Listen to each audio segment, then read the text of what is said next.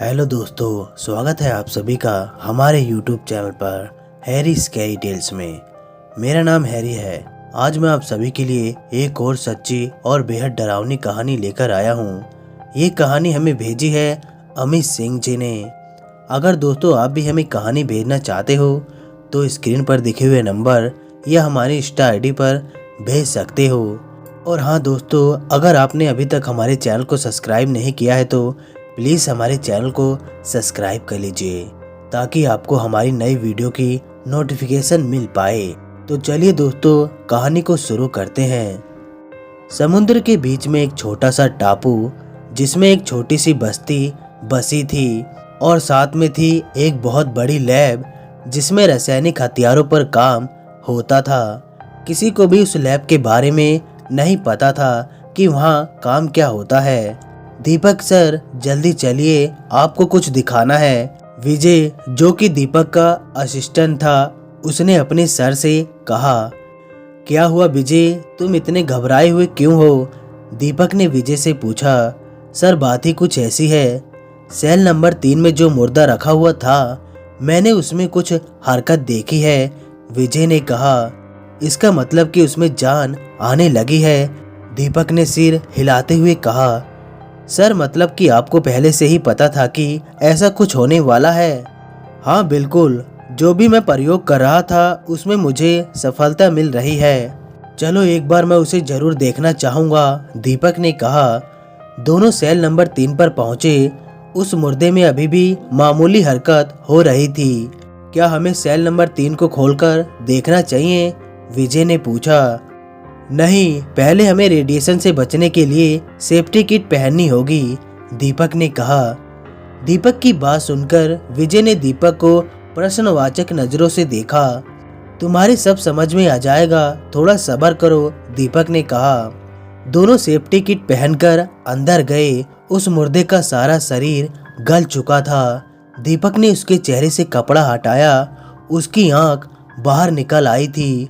वो अपने मुंह से तरह तरह की आवाज निकाल रहा था। विजय, मशीन शुरू करो, दीपक ने विजय को मशीन चलाने के लिए इशारा किया।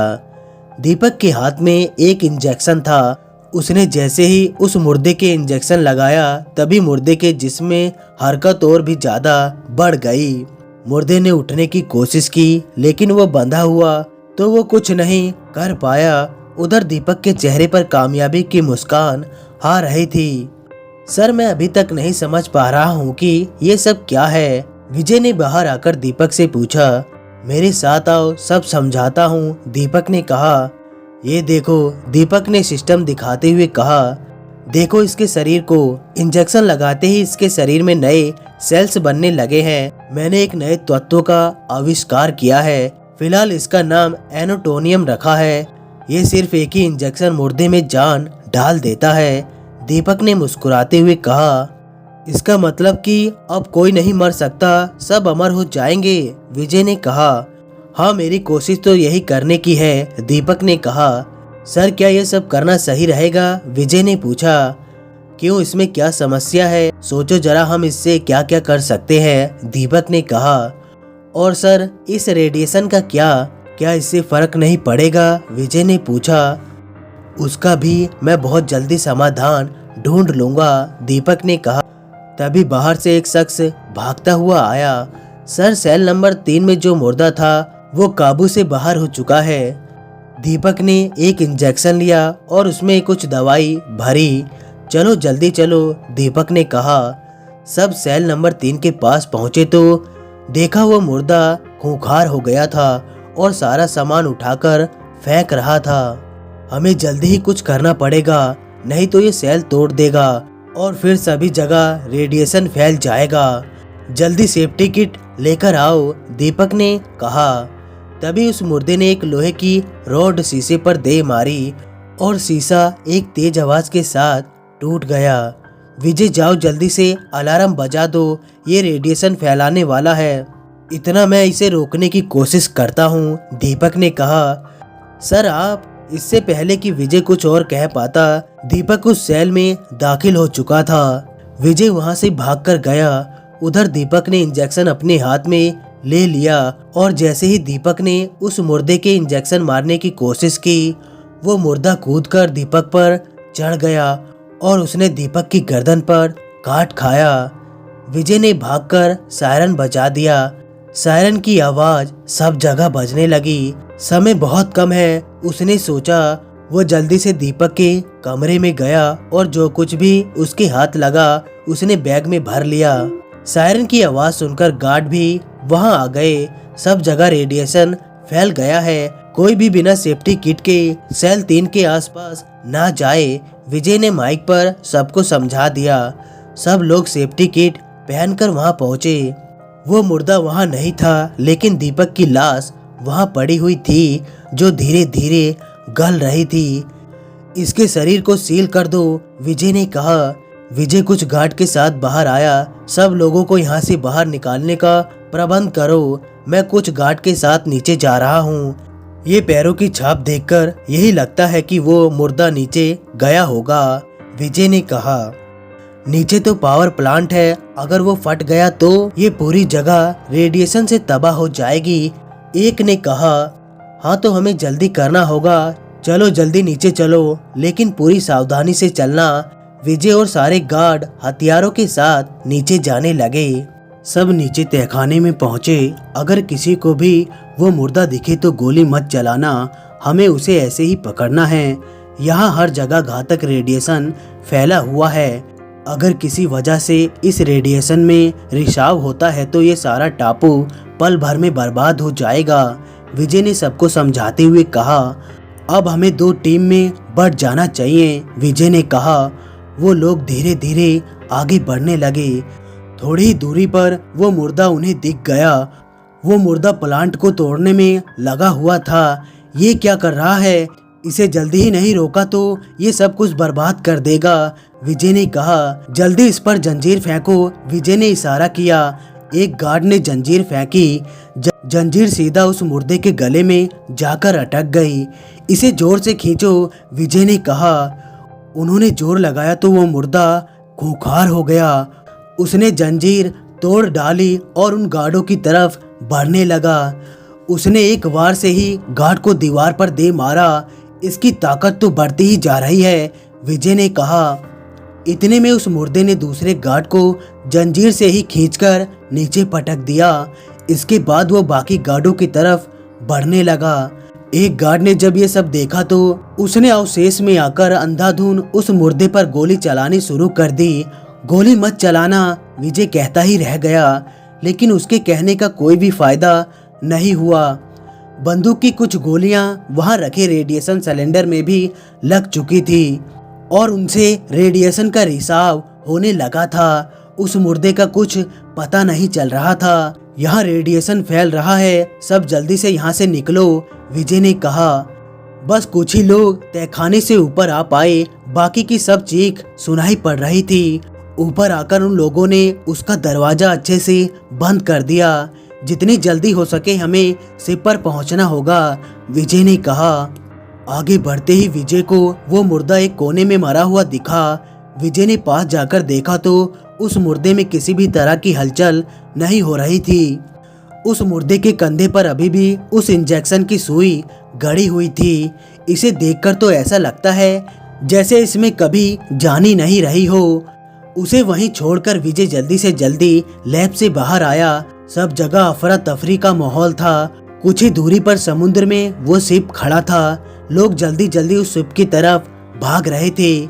शिप को देखकर विजय ने भी उस तरफ दौड़ लगानी शुरू कर दी। सेफ्टी किट पहनने की वजह से विजय से दौड़ा नहीं जा रहा था, लेकिन फिर भी वो पूरी ताकत से दौड़ रहा था। कुछ ही देर में विजय शिप पर था। हम ज्यादा देर तक यहाँ नहीं रुक सकते, शिप के कैप्टन ने विजय से कहा। ठीक है तो शिप को यहाँ से ले चलो, विजय ने कहा। शिप धीरे धीरे आगे बढ़ने लगी। टापू पर लोग खड़े चिल्ला रहे थे, लेकिन शिप को रोकने का सवाल ही नहीं था। विजय ने यह दृश्य देखकर अपनी आंख बंद कर ली। हम लोगों की लापरवाही से इतने लोगों की जान चली गई। विजय को बहुत अफसोस हो रहा था। दीपक सर की लाश को कहाँ रखा है, विजय ने एक गार्ड से पूछा। मेरे साथ आइए सर, उस गार्ड ने कहा। वो गार्ड विजय को उस कमरे में ले गया जहां दीपक की लाश रखी हुई थी। विजय ने सेंसर से चेक किया तो उस सील बंद लाश में भी रेडिएशन था। सेंसर से पता चल रहा था कि रेडिएशन बाहर भी है, इसका मतलब कोई है वो भी रेडिएशन में आ गया है और वो इस कमरे में भी आया था। विजय ने वापस आकर लाश की सील खोलकर देखा तो लाश वहाँ नहीं थी। लाश तो यहाँ नहीं है। विजय ने मुड़कर गार्ड से कहा। इतने में बाहर से चीखने की आवाज आने लगी। विजय ने बाहर आकर देखा तो दीपक की लाश वहाँ तबाही मचा रही थी। ये सब क्या हो रहा है, विजय ने खुद से कहा। तभी विजय को उस इंजेक्शन की याद आई। जरूर उस इंजेक्शन से काम बन सकता है, विजय ने सोचा और उस बैग को ढूंढने लगा। लगता है वो बैग वहीं रह गया, विजय ने निराशा होते हुए अपने आप से कहा। फिर वो भागकर एक कमरे में आ गया और खुद को उस कमरे में बंद कर लिया। समुद्र किनारे बसा एक शहर। मयंक, जो कि एक तट रक्षक अधिकारी था, अपने कैबिन में बैठा हुआ था। तभी उसका फोन बजने लगा। मयंक ने फोन उठाया। सर जल्दी यहाँ आइए, यहाँ कुछ अजीब है। दूसरी तरफ से आवाज आई और फोन कट गया। मयंक जल्दी से वहाँ पहुँचा। क्या बात है, मयंक ने पूछा। ये देखिए सर, तट रक्षक गार्ड ने नक्शे में एक बिंदी पर उंगली रखी। ये शायद एक शिप है जो तेजी से हमारी ओर बढ़ रहा है। क्या तुमने शिप से संपर्क करने की कोशिश की, मयंक ने पूछा। हाँ की थी सर, लेकिन वहाँ से कोई जवाब नहीं आ रहा है। उसने जवाब दिया, ये शिप तो बहुत तेजी से हमारी ओर बढ़ रहा है। अगर इसकी गति इतनी ही रही तो ये सारे बंदरगाह को तबाह कर देगा, मयंक ने कहा। ये कितनी देरी में यहाँ तक पहुँच जाएगा, मयंक ने पूछा। सर हमारे पास 1 घंटे से भी कम समय है, उसने जवाब दिया। तब तो हमें बहुत जल्दी करना होगा। माइक पर सूचना दे दो कि सब बंदरगाह से दूर हट जाएं, मयंक ने कहा और इमरजेंसी अलार्म बजा दिया। जितना हो सके बंदरगाह को जंजीर से कवर कर दो। मयंक तट पर सबको आदेश दे रहा था। मोटी मोटी जंजीर उस शिप को रोकने के लिए मशीनों से लगा दी गई थी। मयंक ने दूरबीन से देखा तो वो शिप साफ दिखाई देने लगा था। उसका दिल बहुत तेजी से धड़क रहा था। शिप बहुत तेजी से आ रहा था। मयंक ने सभी से सतर्क रहने को कहा। तभी एक तेज हवा के साथ वो शिप बंदरगाह से टकरा गई। एक पल के लिए वहाँ ऐसा लगा जैसे भूचाल आ गया हो। शिप उन जंजीरों में फंसकर रुक गई थी। मयंक अपने आदमियों को लेकर उस शिप में चढ़ने लगा। कोई है, मयंक ने आवाज दी, लेकिन शिप पर सन्नाटा पसरा हुआ था।